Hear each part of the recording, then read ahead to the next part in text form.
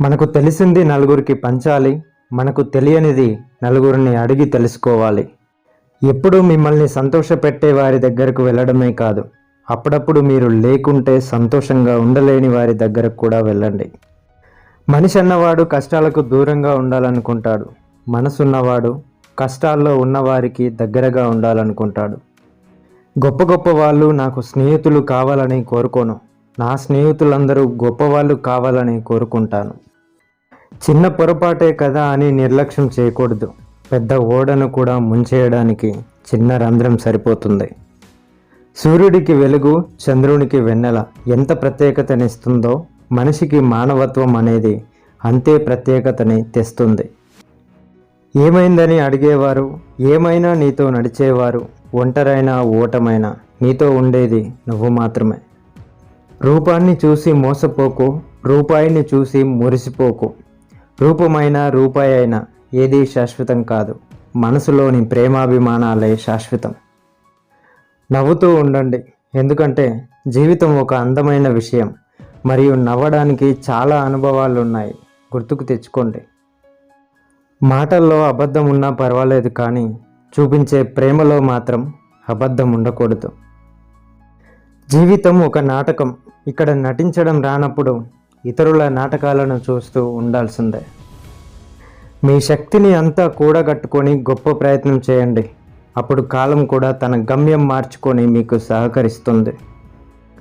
ప్రతి చోట ఆలోచించడం ఎంత అవసరమో ప్రతి చోట నేర్చుకోవడం కూడా అంతే అవసరం.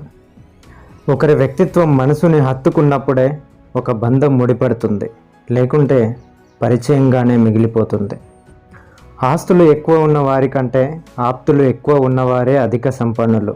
ఆస్తులు శాశ్వతం కాదు, ఆప్యాయతలే శాశ్వతం. అలసిపోతే కాసేపు విశ్రాంతి తీసుకో, కానీ నీ గమ్యాన్ని ఎప్పటికీ వదులుకోవద్దు. కొంతమంది మన జీవితంలోకి వచ్చి మనం ఒంటరిగా ఎలా బ్రతకాలో నేర్పి వెళ్తారు. నచ్చితే ఎంత దూరమైనా దగ్గరగానే ఉన్నట్టు మాట్లాడతాం, నచ్చకపోతే ఎంత దగ్గర ఉన్నా దూరంగా ఉన్నట్లు మాట్లాడతాం. మనం ఎలా ఉండాలో ఏకాంతం నేర్పుతుంది, మనం ఎలా ఉన్నామో సమాజం తెలుపుతుంది.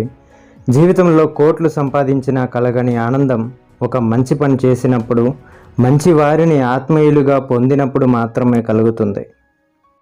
గతం గురించి ఆలోచించకు, భవిష్యత్తు గురించి భయపడకు, ప్రస్తుతం ఆనందంగా ఉండడానికి మాత్రమే ప్రయత్నించు. సంతోషంగా ఉండడానికి డబ్బుతో సంబంధం లేదు, తృప్తి పడే మనసు ఉంటే చాలు. బంధాలు శాశ్వతంగా తెగిపోకుండా ఉండాలి అంటే ఎదుటివారు తప్పు చేస్తే క్షమించాలి, మనం తప్పు చేస్తే క్షమించమని అడగాలి.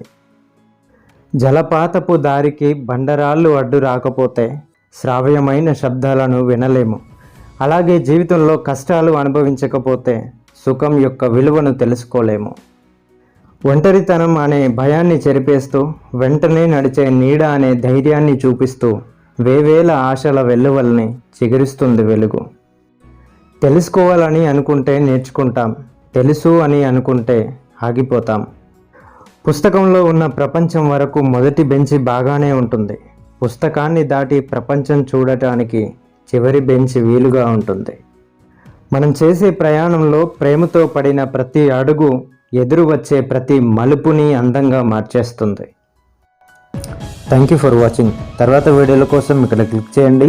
మరిన్ని వీడియోల కోసం నా ఛానల్ సబ్స్క్రైబ్ చేసుకొని లైక్ చేయండి, షేర్ చేయండి, కామెంట్ చేయండి. Thank you.